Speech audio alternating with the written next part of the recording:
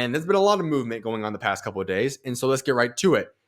First of all, Nick Ball versus Ronnie Rios is reportedly now being finalized for Ball's WBA featherweight world title on October 5th in Liverpool. He had a big win against Ray Ford on the Saudi card just a couple months ago, so we'll see what all unfolds there. I do think Nick Ball will win that one. He gets to go back home, fight in Liverpool. I do like Nick Ball. That was an interesting fight against Ray Ford. I think he did win that, though, for Nick Ball. So he gets the next fight pretty much scheduled. Then we saw interesting news, though. Devin Haney, he is now hinting at a return today with His Excellency, and they were going that this could be a potential event to take place in Saudi Arabia. And the reason we could assume that this was all going down is that there was a Twitter interaction between Devin Haney and His Excellency, and Devin Haney tweeted this: "About time I come back." When I ask about that situation, I know there was a lot of rumors that he could take about a year off. Brutal fight. I think he needs as much recovery time as he possibly can get. Does he fight in the Saudi card? When will that be is really the big question now. I think he obviously could use as much rest as possible. And I think the fight we all want to see. I mean, we know that it no longer has a belt involved, but who would not want to see a rematch of Ryan Garcia and Devin Haney in America?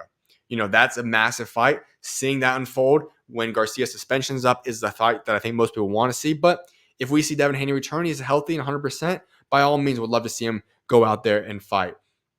Then we see another fight. Bakram Murtazaliev. He is going to fight Tim Tszyu for Murtazaliev's IBF Super Welterweight World title. It is now in advanced negotiations to headline Al Heyman's PBC first non-pay-per-view show on Amazon Prime. That will be going down in Orlando. Now, it's not finalized yet, but this is huge. Tim Tszyu is a guy that I think deserves a belt. He should have a belt currently. And the reason that he does not have it is because of the incident that occurred with Sebastian Fundora, which created one of the most bloodbath-like fights we've ever seen. The big cut hindered him from being able to go fight Virgil Ortiz on the Saudi Arabia card in LA. So what I look at here is Tim Tszyu could get back on the map and get his belt back. I think he deserves a championship belt. He is one of the premier fighters in the game. And so this is a good fight. This is a very interesting fight that is going to be exciting to watch on October 19th. We hear word now that Fabio Wardley versus Fraser Clark. There's a rematch for Wardley's British heavyweight title has now been agreed upon. On top of that, we also found out that the Triple B of C has now once again ordered Solomon Decrees to defend his English heavyweight title against Moses Toma next. Those purse bids will be September 11th. That is another fight that we're going to look forward to. I'm very high on Moses Toma. I think he is a future of heavyweight boxing. He is sensational. A lot of the people are very, very high on him. He looks to be legit. He is extremely young still. I believe 19 years old. He is going to be the future of the heavyweight division. Still is a few years ahead of him. But as he continues to work his way up, he's somebody to keep an eye on for those in America to watch. Then we see Shakur Stevenson versus Joe Cordina is now being discussed for as a potential fight for Shakur's WBC lightweight world title. That's what Eddie Hearn has revealed. Now, he said the deal is not close to being done, but this does raise question here as to what is going to be going down, because for Shakur, this was a fight that we were hyping up could be Tank, and I said, okay, I don't really want Tank at this point in time. I want Tank's fight to happen next year for Undisputed. Okay, great. So then we heard Zepeda was the fight to make. And then Shakur comes out today and says Zepeda does not want that fight, that Oscar De La Hoya and company is trying to, push that fight back as far as it possibly can before he gets the belt. I want him to get the belt. But if that's on the table, then what else is Shakur going to do? And Joe Cordina is a name that we look at. It's not a big name. It probably will turn out to be a boring fight, let's be honest. But for those that especially don't like Shakur's style. However, the thing that's interesting here is what Eddie Hearn is positioning. And here's what I can kind of decipher from this. Joe Cordina is a big fighter, a big name fighter, has a lot of attraction out in the UK. Therefore, obviously, that's where Eddie Hearn's from and whatnot. Having Shakur become a big name and grow his brand, which is what Eddie Hearn is tremendous at. He's the best at growing brands. He knows he's mastered that game.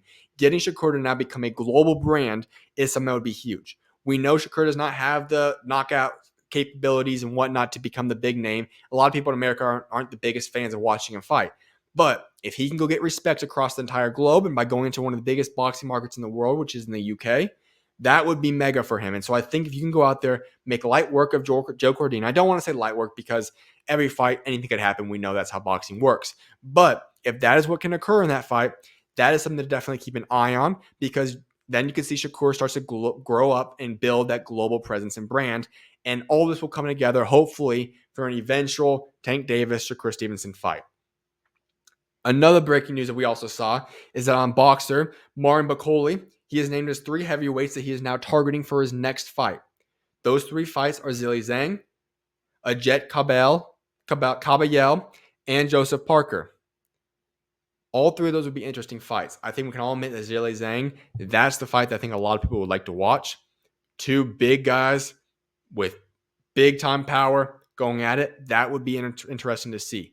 Joseph Parker's an interesting fight as well. He's been someone that kind of slid underneath the radar. We know the top 2 dogs are Fury, Usyk. We know the guy that's up next, especially if he gets past the wall, which I think he will, and AJ. That's your top 3. And this is this little gap that we've now formed, and people forget that Joseph Parker is right there.